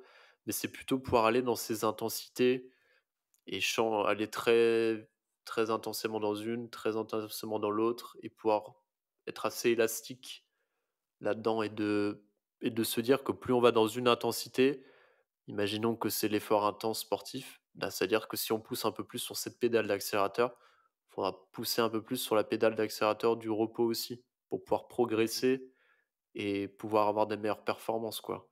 Donc Ouais. c'est tu vois, on revient un peu à cette philosophie, on va dire, asiatique, du yin et du yang, d'équilibre en fait que, tu vois, la performance peut pas exister sans le repos. Enfin, tu vois, c'est cette notion de toujours avoir une vision assez juste de Mmh. soi et le bien-être pour moi dans la performance est essentiel, quoi. Je sais pas comment toi tu travailles avec tes athlètes, quels sont un peu tes piliers? Moi, ça m'intéresserait de savoir un petit peu, mais en tout cas, moi, je pense que ça paraît essentiel. Bah, il y a ces 2 piliers, le bien-être et la performance et parfois on tire le curseur un peu vers performance, parfois on ramène le curseur un peu vers bien-être. C'est ça. On fait ce va-et-vient on fait ce va-et-vient là. En tout cas, les 2 sont indissociables et c'est vrai que quand tu regardes les sportifs qui ont eu les plus longues carrières et tout ça, c'est ceux qui ont très vite pris le contrôle de cet aspect-là. Ils ont Mmh. très vite mis en place Ouais. des choses sur cet aspect-là, quoi, et qui te parlent de méditation, de respiration. Et on les a pris pour des fous au début. Mais eux se sont Ouais. vraiment adaptés. Quand les autres, ben, sont morts. Ouais, c'est ça. Bah, c'est après ce qui est intéressant, c'est que je vois aussi que, tu vois, tu as de plus en plus tu disais d'athlètes et de sportifs de haut niveau qui parlent de tout ça, de la méditation, de la respiration, du yoga. Mhm. Ouais, Et du coup, moi, j'observe aussi que plus on va, avoir des figures comme des athlètes, des sportifs qui parlent de ça, plus les gens aussi vont s'autoriser à le faire, ils vont «y croire» entre guillemets. C'est un peu malheureux, mais en ouais. tout cas, c'est une bonne chose. Moi, j'ai eu pas mal de messages, tu sais, ces derniers temps parce qu'il y a beaucoup d'athlètes, qui parlent de la respiration, notamment Novak Djokovic qui utilise la respiration depuis des années et qui en parle ouvertement. Mhm. Cet été, il y a eu, une tennisman polonaise, je sais plus comment elle s'appelle, qui a enfin, ça a fait tout un buzz qui a montré en fait, il y a eu des photos d'elle qui on la voyait pratiquer, du tennis en mode, avec du scotch sur la bouche pour travailler la Ouais. respiration nasale. On en a beaucoup Mhm. parlé. Il y a Erling Haaland, exactement, ouais, qui a parlé, qui faisait aussi. du mouse tapping la nuit aussi, ça on tout le monde m'en a parlé autour de moi et du coup, moi, ça me fait beaucoup rire aussi parce que j'ai beaucoup de personnes dans mon entourage qui quand je leur raconte tout ça, je leur explique certains exercices, le fait de se scotcher la bouche pour avoir la respiration nasale, ils se foutent un peu de ma gueule parce qu'ils se disent: Qu'est-ce qu'il a encore allé chercher comme, technique, outil Boris?» parce qu'ils me connaissent et que j'expérimente pas mal de trucs et après, il me disait: «Ah bah, c'est peut-être pas si con que ça ce que tu es en train de faire parce que si les athlètes de haut niveau le font, c'est qu'il y a peut-être une part de vérité». Donc c'est cool, c'est que je vois aussi que toute la, toute, on va dire, cette sphère du sport de haut niveau commence à s'emparer de ces outils, de la prépa mentale, de la méditation, de la respiration et ça autorise aussi les gens à s'intéresser à des choses qu'ils pourraient trouver soit un peu trop perchées, soit avant-gardistes, soit pas pour eux et je trouve que Mhm. c'est chouette aussi, c'est bien, ça va dans le bon sens. C'est vrai que s'autoriser, c'est le terme, je trouve, est très adapté. Parce que tu as plein de gens qui sentent un attrait, ils ont une intuition et tout ça, mais s'autorisent pas à le faire parce que peut-être que dans leur club, faut surtout pas parler de méditation, sinon tu passes pour un Ouais, gros pet. c'est clair et je pense que tu as soit des clubs, soit des sports qui sont plus ou moins ouverts à tout ça. Mhm. Tu vois, Ouais. moi, je le vois dans ma box de CrossFit, il y a un intérêt, mais pour autant, c'est encore, je sens que c'est très assimilé à du yoga, à quelque chose d'un peu yin, un peu féminin, un peu pourquoi on ferait ça, quoi? Ok. Tu vois? Mais je Ouais. pense que ça va dépendre des clubs de CrossFit. Ouais, ouais, Et bien je sûr. pense que selon les sports, tu peux aussi avoir plus ou moins un intérêt qui va être, développé ou pas. Je pense que peut-être dans les arts martiaux, c'est peut-être plus facile parce qu'il y a quand même cette connexion avec l'Asie, après sur le JJB, c'est connexion avec le Brésil, mais je sais pas si c'est quelque chose qui est développé Ben, chez je vous dans trouve ton que oui sport? et non, parce que à la fois, quand tu repenses aux origines des arts martiaux, notamment les arts martiaux japonais, ben, la méditation, l'aspect mental est au cœur de la pratique, au Ouais. cœur de l'entraînement. On ne peut pas dissocier les deux. Mais dans la culture de ces sports-là aujourd'hui, eh ben, on est plus dans quelque chose de très guerrier, Mmh. égo. Et on ne veut pas entendre parler de mental, d'émotion, Ouais. de méditation et tout ça. Tu vois. Donc il y a les deux. Ça, on Ouais. peut retrouver Tu trouves les 2 les hein, deux aspects. en Ouais. fonction de j'imagine de tes coachs et des salles, Ouais, c'est ça. C'est de la culture ambiante, quoi. je veux bien qu'on revienne sur ce coup du sparadrap parce que tu vois, autant moi j'ai testé, moult choses, dans la respiration, plein de techniques d'exercice, tu sais, de mettre des sangles aussi autour de ton diaphragme Ouais, pour l'entraînement, tout ça. Mais le sparadrap, je sais pas pourquoi et c'est du coup, c'est peut-être le cas d'autres gens, c'est pour ça que je voulais qu'on parle. Moi, j'y arrive pas. J'arrive pas à rester avec ce sparadrap. Je l'ai essayé notamment la nuit parce que, ouais, voilà, on m'a conseillé la nuit, c'est super pour vraiment avoir une respiration nasale, mais j'arrive pas à avoir ce bout de sparadrap sur la bouche, quoi. ouais, bah, Tu c'est déjà vu ça? oui, oui, oui, c'est assez fréquent, ouais, j'ai au final, il y a beaucoup de gens déjà qui ont une appréhension à mettre un sparadrap sur la bouche pour dormir. Ce que je comprends parce que ça paraît très étrange et ça fait écho à une des premières peurs inconscientes, viscérales qui est le fait de s'étouffer et de pas pouvoir Mmh. respirer. Ouais. Donc déjà, c'est très inconfortable pour beaucoup de gens et notamment pour ceux qui savent qu'ils respirent par la bouche. Donc c'est normal et comment est-ce qu'on peut, on va dire, faire un peu péter cette, croyance ou cette, appréhension-là? Ça peut être déjà, en fait, pour, certaines personnes, mettre seulement un tout petit bout sur la moitié de la lèvre la journée, se rendre OK. compte que ça va, en fait, on s'adapte très vite. Après, ça peut être le faire avec un plus grand bout en faisant une sieste, y aller petit à petit, tu vois? Cette notion d'y aller, Mmh. crescendo et après OK. du coup, pendant la nuit, bah, voilà, tester. Il y en a pour qui ça change pas grand-chose, il y en a pour qui ça change vraiment, la qualité de leur Mmh. sommeil. Chez moi, j'ai plus vu les effets sur le long terme. Bon, des fois, ça je vais pas dire que j'arrive à sentir que sur certaines nuits, ça fait le jour et la nuit, mais c'est surtout à long terme, j'ai senti que c'est que je dors Mmh. mieux. J'ai vraiment un sommeil qui est plus profond.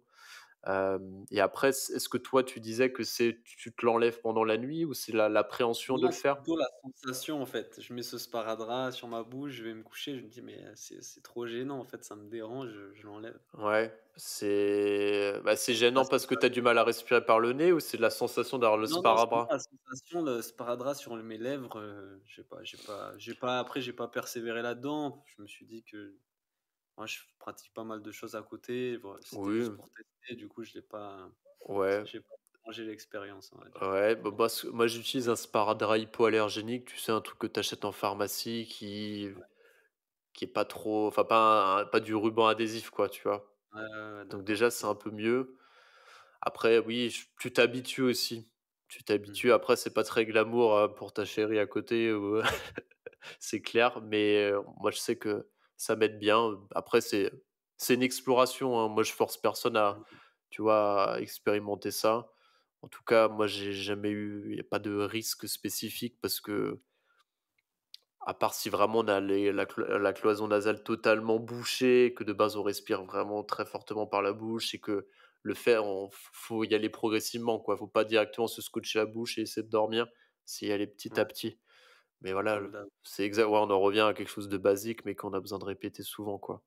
Yes. Donc Du coup, quel conseil tu donnerais à un athlète qui souhaite explorer cet aspect-là de la respiration et améliorer sa respiration? ouais, hem, j'essaie de donner quelques principes. Je dirais déjà que l'attention au souffle au quotidien, c'est déjà quelque chose qui peut vous faire énormément progresser en respiration. Parce Mmh. qu'en fait, on se rend compte que la respiration est très connectée au système nerveux et du coup aux émotions. Quand je vais avoir une respiration qui va être rapide, chaotique, je serai plutôt dans une émotion de stress, d'énervement, de colère. Notre rythme cardiaque va être plus élevé. Et ça, tout le monde l'a pu l'observer. Et au contraire, quand je suis détendu, on a plutôt une respiration calme, posée, qui suit une courbe sinusoïdale, détendue. Donc déjà, avoir une attention au souffle au quotidien, ça permet de voir qu'en fait, il y a un effet, une interdépendance entre notre système nerveux, nos émotions et la respiration. Déjà, ça permet de voir ça. Et Ouais, une fois qu'on a vu ça, ça veut dire que quand on est dans certains états, on peut utiliser la respiration pour nous réguler. Donc, pratiquer certains exercices, notamment des exercices de relaxation, peut être intéressante. Peu importe la méthode que vous pratiquez, je dirais que ce qui est important, c'est d'avoir de la régularité et de la pratique. Si vous vous sentez attiré, par la cohérence cardiaque, commencez par la cohérence cardiaque. Si vous vous sentez attiré par du pranayama, commencez par du pranayama. Peu importe, en fonction de vos sensibilités, pratiquez tous les jours, régulièrement, ayez une attention au souffle et favorisez la respiration nasale. Je dirais que ça, c'est accessible pour tout le monde, sans forcément, tu vois, bah, travailler avec un coach, faire une formation en respiration, je dirais que ces 3 principes-là, déjà, si vous avez ça, vous pouvez respirer mieux que beaucoup de monde autour de vous. Génial. Merci de ce rappel, hein, même pour moi, même peut-être pour ceux qui pratiquent déjà des exercices de respiration, tout ça, c'est un super rappel. Et c'est aussi un super exercice de pleine conscience, de C'est ça, ouais. mindfulness, de porter son attention sur sa respiration au quotidien et d'être présent à ce qu'on fait. Donc, ça peut être que positif, ouais. Top, top. Pour en revenir un peu à toi et à ce que tu fais autour de la respiration, c'est quoi ton plus grand challenge aujourd'hui par rapport à ça? Ouais, alors mon plus grand challenge par rapport à moi, ma respiration ou par rapport aux personnes Non, que par rapport à ce j'accompagne? que ouais, voilà, ce que tu fais pour, aider les gens à travailler la respiration, à améliorer leur respiration. Ouais, bah, je dirais que c'est comme tout, le plus gros challenge, c'est de faire enfin, moi, ce qui m'éclate le plus pour t'expliquer, c'est de mettre les gens en mouvement. C'est-à-dire de Mmh. passer du moment où je pratique pas la respiration, je connais rien à ce qui se passe quand je respire, quels sont les grands principes, à je j'ai une vision un peu d'ensemble de ce que je fais. Donc moi, mon objectif et pourquoi je me lève tous les matins, c'est mettre les gens en mouvement dans la pratique et en même temps avoir, tu vois, un socle minimal théorique pour comprendre ce que je suis en train de faire en pratiquant la respiration. Ça, c'est moi ce qui me drive tous les jours, c'est avoir un aspect pédagogique et un aspect aussi mise en mouvement par rapport à la respiration. Donc je te dirais que le plus gros challenge, c'est ça, ça va être de faire intéresser au quotidien autour de moi les gens à ce pouvoir de la respiration et en même temps de les inciter, de les encourager à pratiquer régulièrement parce que c'est en travaillant régulièrement qu'on peut avoir, des vrais bénéfices et je te dirais qu'un autre challenge, ça m'est venu là en te parlant, c'est qu'aujourd'hui, tu vois, il y a beaucoup de gens qui sont attirés, de prime abord par des pratiques respiratoires qui sont très, intenses, très, on va dire, où on va ressentir beaucoup de choses type, Wim Hof, type ce qu'on peut voir le breathwork, souvent des Mmh. techniques d'hyperventilation où, bah, Mmh. voilà, en fait, on va ressentir, potentiellement des palpitations. On peut avoir des gens qui peuvent ressentir, des émotions qui se libèrent. Donc c'est une des pratiques qui peuvent être intéressantes, pratiquées avec une certaine mesure, avec quelqu'un qui est formé et qui a une bonne connaissance de la respiration. Mais en fait, pour moi, c'est un peu, tu vois, la face émergée de l'iceberg, tout ça. C'est le côté un peu sexy, c'est le côté waouh parce que on ressent des trucs de dingue et moi je suis rentré par là aussi et du coup, bah, je peux pas cracher dessus parce que moi-même je continue à pratiquer cette respiration et je l'enseigne aussi. Mais c'est seulement la face émergée de l'iceberg. C'est: Mmh. «Ah OK, on peut ressentir des trucs un peu waouh comme ça avec la respiration». Mais toute la face en dessous de l'iceberg qu'on voit pas, c'est la respiration fonctionnelle, ça va être le travail de respiration, de tolérance au CO2, ça va être des exercices pour se co-réguler durant la journée, tout ce dont on a parlé dans le podcast, en fait. Et toute cette Mmh. partie-là, à mon sens, elle est souvent un peu, pas assez mise en avant parce qu'elle est moins sexy, elle est moins waouh, elle fait moins de vues sur Instagram parce qu'on va pas avoir des gens qui palpitent et qui, libèrent des Mmh. émotions comme on peut voir pour certaines Mmh. pratiques. Alors qu'en fait, elle est beaucoup plus, à mon sens, saine et durable à long terme. Alors que ces autres pratiques-là, elles sont plutôt intéressantes à court terme, et elles sont pas recommandées pour tout le monde. Parce que tout le monde Mmh. ne peut pas, en fait, pratiquer ce type de respiration si on n'a pas un Mmh. certain niveau de résilience émotionnelle et un certain niveau de santé, parce que ça va être trop, parce que c'est trop Ouais. intense. Donc tu vois, c'est aussi un peu le challenge que j'ai moi quand je me positionne, par rapport à d'autres praticiens de la respiration, c'est que, peut-être que je peux avoir une approche qui est un peu moins sexy, qui est plus pédagogique et qui est plus durable, heu, contrairement à d'autres coachs en respiration ou accompagnateurs, facilitateurs qui vont être un peu plus, tu vois, sur le côté, waouh émotionnel, Mmh. parce que les gens sont attirés par ça, tu vois? C'est quelque chose Ouais, qui attire. Donc c'est peut-être un challenge aussi que ça j'ai a et je du m'en rends compte.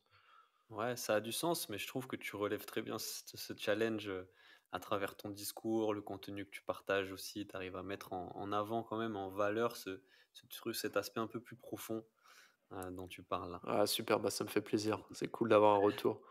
Yes. Et toi, comment tu fais pour continuer justement à te former, à apprendre sur ce sujet-là de la respiration toi-même? Ouais, ouais, ouais, bah, écoute, bah, ça passe par, des formations et ça passe par beaucoup d'expérimentation personnelle.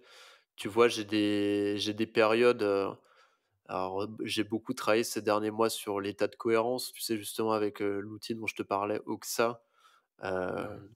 qui m'a amené beaucoup de finesse dans ma pratique.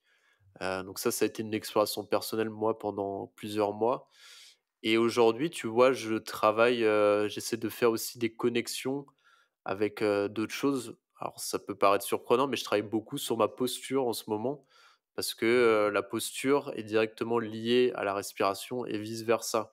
Quand tu améliores ta respiration, tu améliores ta posture et quand tu Mmh. améliores ta posture, tu améliores ta respiration.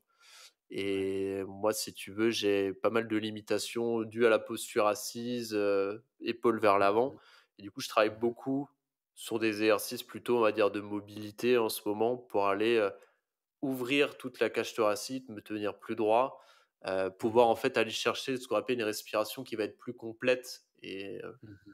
tu vas dire une ouverture costale qui va être plus Naturel, ouais. importante, ouais. Donc Ouais, ça, c'est ouais. un peu mon sujet du moment, c'est connecter, la respiration au mouvement et pas Mmh. seulement, tu vois, la pratiquer de façon, assise, statique, mais aussi la pratiquer, sur un aspect dynamique. Donc ça va être, beaucoup de formations, beaucoup de livres, beaucoup de lectures, des études qui sortent. Mmh. Hem, donc il y a pas mal de choses, quoi et puis, je dirais que c'est un terrain de jeu qui est un peu infini parce que ça connecte avec plein de choses. Tu vois, on Mmh. a parlé de la digestion, si tu as envie d'améliorer ta digestion, bah, la respiration peut t'aider.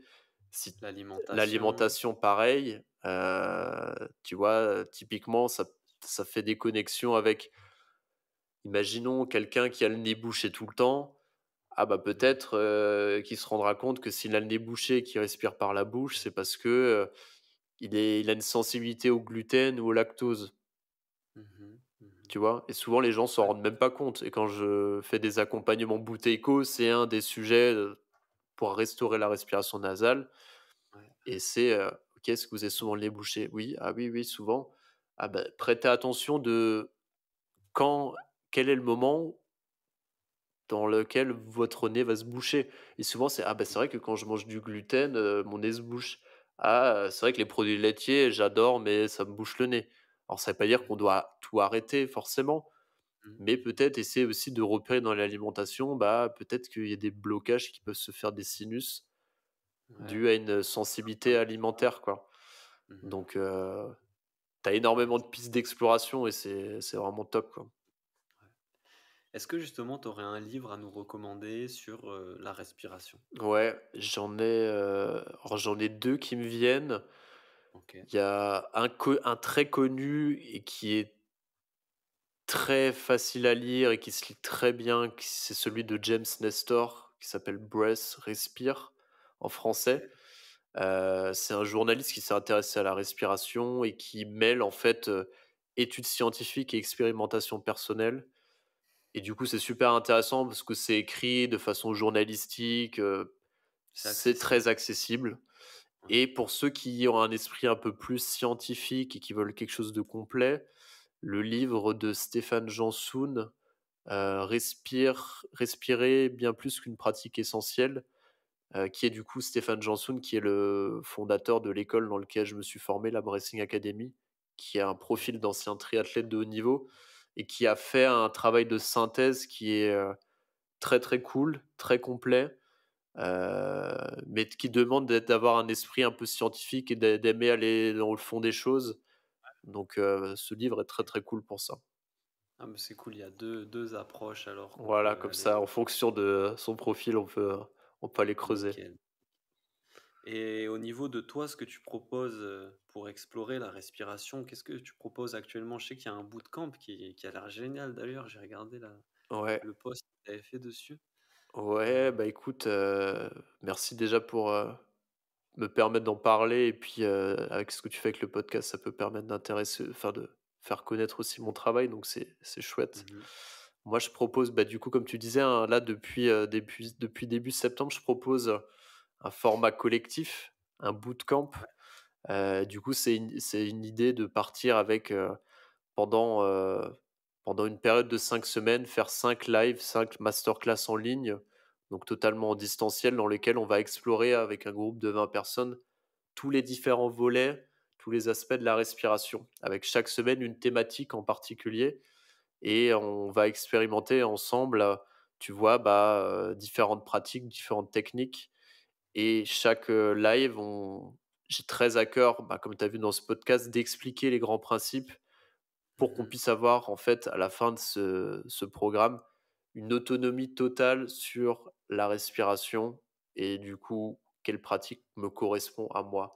Donc il y a ce Mmh. programme en ligne que vous pouvez aller voir. Il y a une prochaine promotion qui va arriver là, milieu novembre, donc si ça intéresse certains d'entre Cool. vous et je pratique aussi, encore des coachings individuels, pour Mmh. ceux qui le souhaitent, qui veulent travailler en individuel sur des problématiques, très particulières et ça, du coup, c'est voilà on va dire des sessions en fonction des objectifs, mais ça peut aller de 4 sessions sur un mois à plus longtemps en fonction de l'objectif de la personne, quoi. Top, top, top. Ça vraiment pour aller, pratiquer, creuser avec toi et en même temps comprendre et décrypter les mécanismes parce que ça aide vachement après à les intégrer C'est de ça, façon, précise, quoi. c'est ça. Et et après en termes d'information, tu as aussi une page Instagram sur laquelle tu partages toujours des trucs, vachement intéressants, sur la respiration, un podcast aussi, toi? Ouais, j'ai aussi, alors comme tu Ah, disais, une page Insta où je partage pas mal de conseils. Je suis aussi sur mmh, LinkedIn où je partage pas mal de conseils pour, ceux qui sont plus entrepreneurs et puis un podcast aussi, L'Alignement, qui est un peu moins actif en ce moment, mais qui est en train de repartir là à la rentrée où je parle, de toutes les thématiques d'équilibre pro, perso, performance, OK, bien-être, il y a des invités divers et variés qui vont de coach, naturopathe, sportif, yes. entrepreneur. Donc si ça OK, intéresse aussi, il y a pas mal de cool, choses à cool. explorer. Je mettrai tous les liens, Super. et il me semble aussi que tu faisais des trucs pour ceux peut-être qui sont sur Aix-en-Provence ou dans le coin. Tu Ouais. fais des trucs aussi en direct, des séances, Ouais, super, bah, des ateliers? tu fais bien d'en parler, ouais, effectivement, j'ai là, à partir de septembre, je vais relancer du coup, avant je faisais des masterclass de 3 heures, mais là, je vais lancer des cours, toutes les 15 jours de respiration sur Aix-en-Provence. Donc, Trop cool. cours très accessible et le but, c'est, prendre 1 heure, chaque, 15 jours pour venir expérimenter différents outils, pratiques Yes. respiratoires. Donc, si, Vous ferez ça où? Dehors, dans une salle, ouais, c'est où? ouais, alors on commence dehors dans un parc, là pour OK, les premières sessions et puis, je suis en train de regarder pour trouver une salle aussi, pour expérimenter tout pour le ça l'hiver, ouais, quand il quand il fera fera un beau. peu plus frais. Yes. OK. OK, super. Je mettrai tous les liens. Je vous invite vraiment à aller voir, ce que propose Boris sur la respiration. C'est super bien expliqué, c'est super cool et franchement, moi, je trouve que c'est un sujet vraiment passionnant. Il est au cœur de ce qui nous intéresse ici, c'est-à-dire le sport et le mental. Donc vraiment, je te remercie, Boris, pour tous ces éclaircissements et ce partage. Tu nous as donné beaucoup de valeur là, Et ben sur la respiration. et bah, écoute, moi je te reme c'est toi que je remercie. Merci beaucoup parce que c'était un plaisir toujours d'échanger sur tous ces sujets et puis tu m'as posé des questions qui étaient, super pertinentes et qui, je pense, ont permis d'amener pas mal de points, très, très cool pour les auditeurs aussi, donc c'est moi qui te remercie. Cool, ça fait plaisir. Pour finir, est-ce que tu aurais un invité à nous recommander avec lequel on pourrait parler peut-être de respiration, de mental, de sport, tu vois, tout ce qui touche de près ou de loin à ces sujets-là. Ouais, alors, je réfléchis, qu'est-ce que tu cherches comme invité? Mental, respiration, est-ce que tu as Ouais, Méditation, c'est un podcast sur le sport et la préparation mentale. Donc peut-être un invité avec lequel on pourrait aborder ces sujets-là. ouais, bah, tu peux avoir, Stéphane je te disais Jansoun, l'auteur du bouquin que je t'ai recommandé. Alors du coup, là, ça Mhm. sera très respiration. Ouais, ouais. Heu, j'ai pensé à Julien Lepage, mais tu l'as déjà invité, tu m'as dit, il me semble? Oui, ouais, Julius, Julius, carrément. ouais, avec qui j'avais fait aussi un coaching, avec qui j'ai aussi fait un épisode de podcast que je dois sortir. Yes. On Heu, le salue bien on le fort s'il salue nous bien écoute. fort. Qu'est-ce qui me vient d'autre? Ce serait intéressant de ça me fait penser, est-ce que tu vois qui c'est, Steve Gentis? Ouais, oui, oui, il faut que je rentre en contact avec lui pour Ouais, enregistrer un je podcast. C'est une très bonne je le idée. connais pas personnellement, j'ai pas encore trouvé l'occasion d'échanger avec lui, mais c'est la personne qui me vient et Sur avec la qui méditation, ouais, je pense que ça pourrait t'intéresser parce qu'il a une approche, très chouette justement sur la méditation, l'illusion du soi, la connexion avec les philosophies, ouais, ouais, ouais. asiatiques et il est, bah, pareil dans les arts martiaux, préparation mentale, et je pense qu'à mon avis, tu pourrais te régaler avec lui. Yes, ça fera une belle discussion, ça, c'est Ouais, je clair. pense que tu vas te régaler. Cool, bah écoute Boris, je te remercie encore une fois pour cet échange. Merci à J'espère toi. que ça vous aura plu, que vous en retirerez plein de choses. Si on devait vous dire un truc pour finir, c'est quoi que vous fassiez là et que vous allez faire dans les prochaines heures, portez attention à votre respiration, Exactement, respirez par le nez, portez votre attention sur votre respiration, ne serait-ce qu'une minute, 2 minutes, revenez-y et ça va vous faire beaucoup de bien, ça c'est sûr. exactement, je peux que aller dans ton sens. Bon, bah, c'est cool. Yes. Merci Boris, merci tout le monde, on se Ciao. retrouve à l'épisode. Ah, Ciao, ciao. ciao, bye bye.